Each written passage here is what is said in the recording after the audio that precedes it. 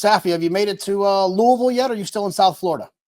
No, actually, I'm in Lexington right now because we're gonna breeze early on tomorrow, and then I'm gonna head back to Florida and then back to Louisville.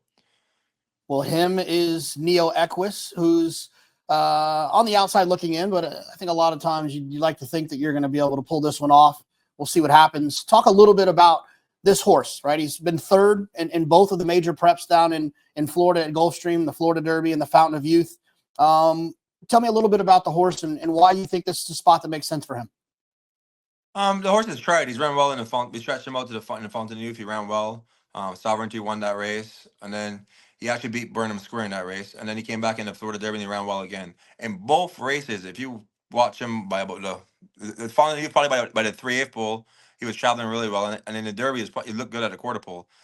Distance is a question mark, so you can't say it's an ideal race. But hey, number wise in the rags, he keeps getting faster. He hasn't regressed at a distance on the rags, although visually we might think distance is a question mark. So it's a Derby. Give it a chance and see what happens. Want to let folks know this video brought to you by our friends at TwinSpires.com. The Kentucky Derby Betting Challenge coming up on Derby Day. You can qualify all month long. TwinSpires.com. Navigate over to that tournaments tab. Get involved with horse racing's latest major tournament. It was funny. You said in the Fountain of Youth at the 3/8 pole, he looked good. At the quarter pole in the Florida Derby, he looked good. So as the distances got longer, later in the race, he looked better. Do you feel pretty comfortable with the fact that he's going to be able to handle the distance? Or is it one of those things, like you mentioned, it's a big question mark? It is a big question mark. My gut says no, but he ran just as well going a mile and 1/8 further. I mean, and the mile and 16 at Gulfstream this year was actually more than a mile and 16. It's probably close to a mile and 1/8 because they had to run up for the distance. I mean for the gate.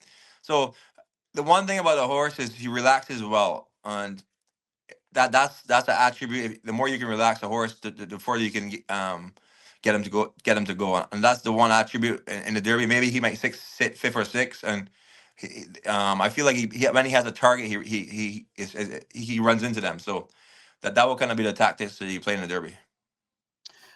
In a perfect world, you put your head on your pillow after the Kentucky Oaks on Friday night. You wake up on Saturday. The dream of you winning this race with Neoequos. How does it unfold? It's like you just laid it out there, sitting sixth, and the target makes the lead at the 8th pole. How do you see this thing happening?